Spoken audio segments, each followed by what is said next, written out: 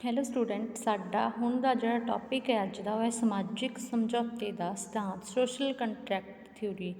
ਕਿ ਰਾਜ ਦੀ ਉਤਪੱਤੀ ਦੇ ਸੰਬੰਧੀ ਜਿਹੜਾ ਸਮਾਜਿਕ ਸਮਝੌਤੇ ਦਾ ਸਿਧਾਂਤ ਆ ਉਹਦੇ ਵਿੱਚ ਕੀ ਕੁਝ ਕਿਹਾ ਗਿਆ ਹੈਗਾ। ਸੋਸ਼ਲ ਕੰਟਰੈਕਟ ਥਿਊਰੀ ਦੇ ਵਿੱਚ ਰਾਜ ਦੀ ਉਤਪੱਤੀ ਦੇ ਬਾਰੇ ਕੀ ਕੁਝ ਕਿਹਾ ਗਿਆ ਹੈਗਾ। ਤਾਂ ਰਾਜ ਦੀ ਉਤਪੱਤੀ ਦੇ ਸਿਧਾਂਤ ਵਿੱਚੋਂ ਸਮਾਜਿਕ ਸਮਝੌਤੇ ਦਾ ਜਿਹੜਾ ਸਿਧਾਂਤ ਆ ਇਹਨੂੰ ਵਿਸ਼ੇਸ਼ ਸਥਾਨ ਪ੍ਰਾਪਤ ਹੈ। 16ਵੀਂ ਸਦੀ ਤੋਂ ਲੈ ਕੇ 19ਵੀਂ ਸਦੀ ਤੱਕ ਜਿਹੜਾ ਇਸ ਸਿਧਾਂਤ ਦਾ ਮਹੱਤਵ ਹੈ ਬਹੁਤ ਜ਼ਿਆਦਾ ਰਿਹਾ, ਇਹਦਾ ਕਾਫੀ ਮਹੱਤਵ ਰਿਹਾ ਇਸ ਸਿਧਾਂਤ ਦਾ। ਇਹ ਸਿਧਾਂਤ दैवी ਉਤਪੱਤੀ ਦੇ ਵਿਕਾਸ ਦੀ ਵਿਚਾਰਧਾਰਾ ਦੇ ਬਿਲਕੁਲ ਹੀ ਉਲਟ ਹੈਗਾ। दैवी ਉਤਪੱਤੀ ਦੇ ਸਿਧਾਂਤ ਦੇ ਅਨੁਸਾਰ ਰਾਜ ਇੱਕ ਰੱਬੀ ਸੰਸਥਾ ਗੀ, ਪਰੰਤੂ ਸਮਾਜਿਕ ਸਮਝੌਤੇ ਦੇ ਸਿਧਾਂਤ ਦੇ ਅਨੁਸਾਰ ਰਾਜ ਇੱਕ ਰੱਬੀ ਸੰਸਥਾ ਨਹੀਂ ਹੈ, ਸਗੋਂ ਇਹ ਕੀ ਹੈ, ਇੱਕ ਮਨੁੱਖਾਂ ਦੁਆਰਾ ਬਣਾਈ ਗਈ ਸੰਸਥਾ ਗੀ। ਤਾਂ ਇਸ ਸਿਧਾਂਤ ਦੇ ਸਮਰਥਕਾਂ ਦੇ ਅਨੁਸਾਰ ਰਾਜ ਵਿਅਕਤੀਆਂ ਦੁਆਰਾ ਕੀਤੇ ਇੱਕ ਸਮਝੌਤੇ ਦਾ ਸਿੱਟਾ। ਤਾਂ ਇਹ ਸਿਧਾਂਤ ਕੇਵਲ ਰਾਜ ਉਤਪੱਤੀ ਸੰਬੰਧੀ ਹੀ ਜਾਣਕਾਰੀ ਨਹੀਂ ਦਿੰਦਾ, ਸਗੋਂ ਸ਼ਾਸਕਾਂ ਅਤੇ ਵਿਅਕਤੀਆਂ ਦੇ ਆਪਸੀ ਸੰਬੰਧਾਂ 'ਤੇ ਵੀ ਚਾਨਣਾ ਪਾਉਂਦਾ ਗਾ ਕਿ ਸ਼ਾਸਕਾਂ ਦੇ ਵਿੱਚ ਅਤੇ ਵਿਅਕਤੀਆਂ ਦੇ ਵਿੱਚ ਆਪਸ 'ਚ ਕੀ ਸੰਬੰਧ ਨੇਗੇ, ਇਹਦੇ ਉੱਤੇ ਵੀ ਇਹ ਸਿਧਾਂਤ ਆ ਜਿਹੜਾ ਚਾਨਣਾ ਪਾਉਂਦਾ ਗਾ। ਤਾਂ ਇਸ ਸਿਧਾਂਤ ਦੀ ਜਿਹੜੀ ਸੰਖੇਪ ਵਿਆਖਿਆ ਹੈਗੀ ਅਸੀਂ ਉਹ ਕਰਦੇ ਹਾਂ, ਇਹਦੇ ਬਾਰੇ ਪੜ੍ਹਦੇ ਹਾਂ। ਤਾਂ ਸਮਾਜਿਕ ਸਮਝੌਤੇ ਦੇ ਸਿਧਾਂਤ ਦੇ ਜਿਹੜੇ ਮੁੱਖ ਸਮਰਥਕ ਨੇ, main advocates of contract theory. ਤਾਂ ਸਮਝੌਤੇ ਸਿਧਾਂਤ ਦਾ ਜਿਹੜਾ ਇਤਿਹਾਸ ਹੈ ਭਾਵੇਂ ਬਹੁਤ ਪੁਰਾਣਾ ਹੈਗਾ, ਪਰੰਤੂ ਆਧੁਨਿਕ ਯੁੱਗ ਦੇ ਵਿੱਚ ਇਸ ਸਿਧਾਂਤ ਨੂੰ ਵਿਗਿਆਨਿਕ ਢੰਗ ਨਾਲ ਪੇਸ਼ ਕਰਨ ਦਾ ਜਿਹੜਾ ਸਿਹਰਾ ਹੈਗਾ ਉਹ ਇੰਗਲੈਂਡ ਦੇ ਪ੍ਰਸਿੱਧ ਵਿਦਵਾਨ ਹੌਬਸ, ਲੌਕ ਅਤੇ ਫਰਾਂਸ ਦੇ ਜਿਹੜੇ ਵਿਦਵਾਨ ਨੇ ਰੂਸੋ, ਇਹਨਾਂ ਨੂੰ ਜਾਂਦਾ ਗਾ।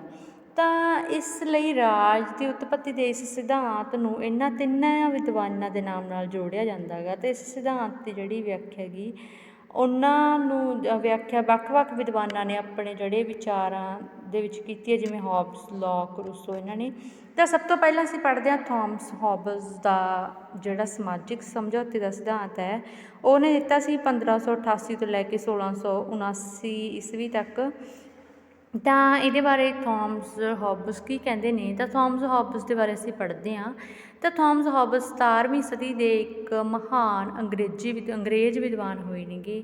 ਤਾਂ 1642 ਈਸਵੀ ਦੇ ਜਿਹੜਾ ਘਰੇਲੂ ਯੁੱਧ ਸੀਗਾ ਉਹਨਾਂ ਦਾ, ਉਸ ਸਮੇਂ ਉਹ ਇੰਗਲੈਂਡ ਦੇ ਵਿੱਚ ਹੀ ਸੀਗਾ, ਇੰਗਲੈਂਡ ਦੇ ਵਿੱਚ ਸੀ ਉਸ ਸਮੇਂ ਹੌਬਸ। ਤਾਂ ਘਰੇਲੂ ਯੁੱਧ ਦੀਆਂ ਘਟਨਾਵਾਂ ਨੇ ਜਿਹੜੀਆਂ, ਅਤੇ ਚਾਰਲਸ ਪਹਿਲੇ ਦੇ ਕਤਲ ਦਾ ਜਿਹੜਾ ਇਸ ਵਿਦਵਾਨ ਦੇ ਮਨ 'ਤੇ ਡੂੰਘਾ ਅਸਰ ਪਿਆ। ਤਾਂ ਇਸ ਦੇ ਵਿਚਾਰ ਦੇ ਵਿੱਚ ਇੰਗਲੈਂਡ ਦੀ ਦੁਰਦਸ਼ਾ ਨੂੰ ਬਚਾਉਣ ਦਾ ਇੱਕੋ ਇੱਕ ਸਾਧਨ ਜਿਹੜਾ ਸੀਗਾ ਨਿਰੰਕੁਸ਼ ਰਾਜਤੰਤਰ, ਠੀਕ ਹੈ, ਐਬਸੋਲਿਊਟ ਮੋਨਾਰਕੀ। ਤਾਂ ਇਸ ਤੋਂ ਇਲਾਵਾ ਜਿਹੜਾ ਥੋਮਸ ਹੌਬਸ ਸੀਗਾ ਅਤੇ ਚਾਰਲਸ ਦੂਜੇ ਦਾ ਸਿੱਖਿਅਕ ਵੀ ਸੀਗਾ, ਟਿਊਟਰ ਵੀ ਸੀ ਉਹਦਾ, ਅਤੇ ਉਹ ਸਟੂਅਰਟ ਬਾਦਸ਼ਾਹ ਦੀਆਂ ਅਸੀਮਤ ਸ਼ਕਤੀਆਂ ਨੂੰ ਕਾਇਮ ਰੱਖਣ ਦਾ ਬੜਾ ਹੀ ਇੱਛੁਕ ਸੀਗਾ। ਤਾਂ ਆਪਣੇ ਇਹਨਾਂ ਵਿਚਾਰਾਂ ਦੀ ਵਿਆਖਿਆ ਦੇ ਲਈ ਉਸਨੇ 1657 ਈਸਵੀ ਦੇ ਵਿੱਚ ਪ੍ਰਕਾਸ਼ਿਤ ਹੋਈ ਉਹਦੀ ਇੱਕ ਮਹਾਨ ਬੁੱਕ ਸੀਗੀ, ਉਹਦੀ ਪੁਸਤਕ ਸੀਗੀ ਲੈਵਿਅੰਥਮ। ਲੈਵਿਅੰਥਮ ਦੇ ਵਿੱਚ ਰਾਜ ਦੀ ਉਤਪੱਤੀ ਦੇ ਸੰਬੰਧੀ ਸਮਾਜਿਕ ਸਮਝੌਤੇ ਦਾ ਉਹਨੇ ਸਿਧਾਂਤ ਦਿੱਤਾ ਥੋਮਸ ਹੌਬਸ ਨੇ। ਤਾਂ ਇਸ ਸਿਧਾਂਤ ਦੇ ਜਿਹੜੇ ਮੁੱਖ ਵਿਚਾਰ ਨੇ ਅਸੀਂ ਉਹਨਾਂ ਬਾਰੇ ਚਰਚਾ ਕਰਦੇ ਹਾਂ। ਤਾਂ ਪਹਿਲਾ ਵਿਚਾਰ ਸੀਗਾ ਮਨੁੱਖੀ ਸੁਭਾਅ ਸੰਬੰਧੀ ਹੌਬਸ ਦੇ ਵਿਚਾਰ, ਹੌਬਸ ਵਿਊ ਔਨ ਹਿਊਮਨ ਨੇਚਰ। ਤਾਂ ਹੌਬਸ ਨੇ ਆਪਣੇ ਸਿਧਾਂਤ ਦੀ ਵਿਆਖਿਆ ਦਾ ਆਰੰਭ ਮਨੁੱਖੀ ਸੁਭਾਅ ਦੇ ਵਿਸ਼ਲੇਸ਼ਣ ਨਾਲ ਕੀਤਾ, ਠੀਕ ਹੈ। ਤਾਂ ਹੌਬਸ ਦੇ ਵਿਚਾਰ ਦੇ ਅਨੁਸਾਰ ਜਿਹੜਾ ਮਨੁੱਖ ਹੈਗਾ ਉਹ ਸੁਭਾਅ ਤੋਂ ਇੱਕ ਸਵਾਰਥੀ ਪ੍ਰਾਣੀ ਹੈਗਾ। ਜੀਵਨ ਦੇ ਹਰ ਖੇਤਰ ਦੇ ਵਿੱਚ ਉਹ ਕਹਿੰਦੇ ਨੇ ਕਿ ਜੀਵਨ ਦੇ ਹਰ ਖੇਤਰ ਦੇ ਵਿੱਚ ਉਹ ਰਾਜ ਜਿਹੜਾ ਹਰ ਕੰਮ ਹੈ, ਕੰਮ ਦਾ ਆਧਾਰ ਕੀ ਹੈ, ਸਵਾਰਥਪੁਣਾ ਉਹਦਾ। ਤਾਂ ਕੁਦਰਤ ਨੇ ਭਾਵੇਂ ਮਨੁੱਖ ਨੂੰ ਤਰਕ ਸ਼ਕਤੀ, ਬੌਧਿਕ ਸ਼ਕਤੀ, ਰੀਜ਼ਨਿੰਗ ਦਿੱਤੀ ਹੈਗੀ, ਹੈ ਨਾ, ਬੁੱਧੀ ਦਿੱਤੀ ਹੈ, ਮੱਤ ਦਿੱਤੀ ਹੈਗੀ, ਪਰ ਵੀ ਜਿਹੜੀ ਉਹਦੀ ਬੌਧਿਕ ਸ਼ਕਤੀ ਦੇ ਮੁਕਾਬਲੇ ਉਹਦੀ ਭਾਵਨਾਤਮਕ ਸ਼ਕਤੀ ਹੈ, ਜਿਹੜੀ ਭਾਵਨਾਤਮਕ ਦੀਆਂ ਫੀਲਿੰਗਸ ਨੇਗੀਆਂ ਉਹ ਜ਼ਿਆਦਾ ਪ੍ਰਬਲ ਨੇਗੀਆਂ। ਤਾਂ ਹਰੇਕ ਮਨੁੱਖ ਹੈ ਜਿਹੜਾ ਉਹਦੇ ਅੰਦਰ ਅੱਗੇ ਵਧਣ ਦੀ ਲਾਲਸ ਹੈਗੀ, ਇਸ ਕਾਰਨ ਉਹ ਜਿਹੜਾ ਦੂਜੇ ਮਨੁੱਖਾਂ ਨਾਲ ਹਮੇਸ਼ਾ ਸੰਘਰਸ਼ ਕਰਦਾ ਰਹਿੰਦਾ ਗਾ। ਤਾਂ ਇਸ ਸੰਘਰਸ਼ ਕਰਕੇ ਹੀ ਜਿਹੜਾ ਮਨੁੱਖ ਹੈ ਉਹ ਦੂਜਿਆਂ ਪ੍ਰਤੀ ਇਹਨੂੰ ਨਫ਼ਰਤ, ਘ੍ਰਿਣਾ ਪੈਦਾ ਹੋ ਜਾਂਦੀ ਹੈ ਉਹਦੇ ਵਿੱਚ।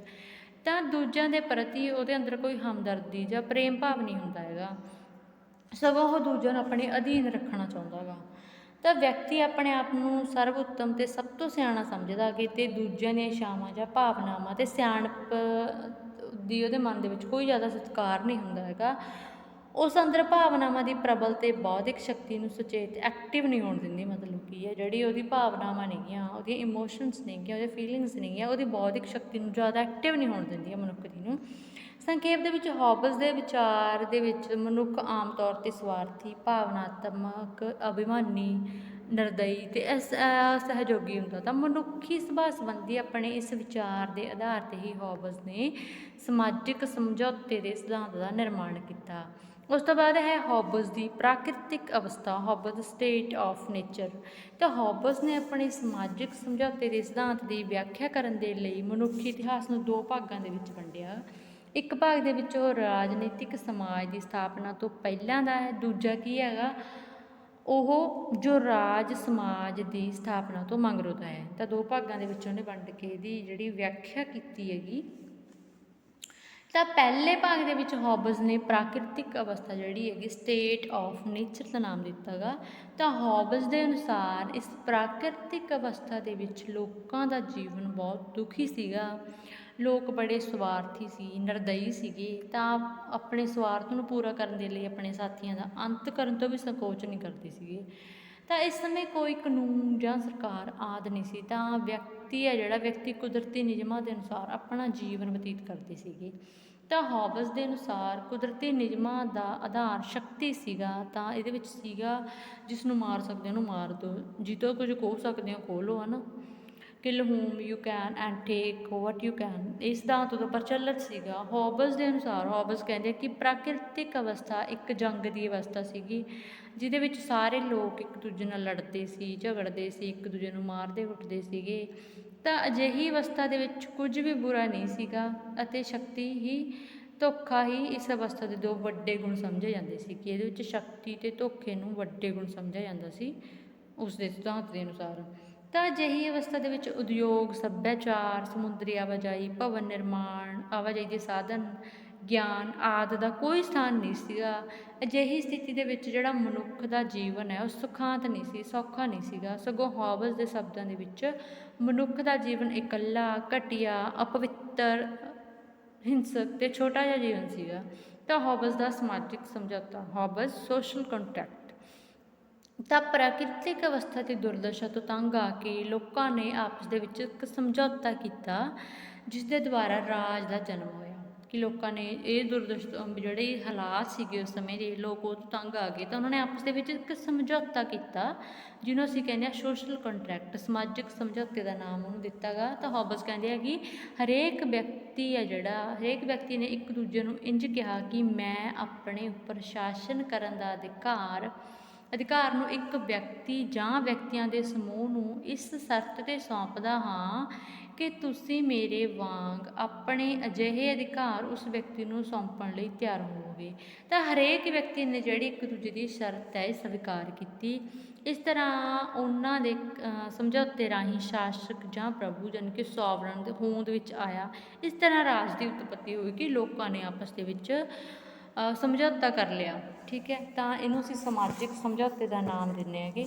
ਤਾਂ ਇਹ ਹੌਬਸ ਦੇ ਵਿਚਾਰ ਸੀਗੇ ਸਮਾਜਿਕ ਸਮਝੌਤੇ ਦੇ ਬਾਰੇ। ਆਈ ਹੋਪ ਤੁਹਾਨੂੰ ਹੌਬਸ ਦੇ ਜਿਹੜੇ ਸਮਝੌਤੇ ਦਾ ਸਿਧਾਂਤ ਆ ਇਹ ਸਮਝ ਆ ਗਿਆ ਹੋਊਗਾ। Thank you.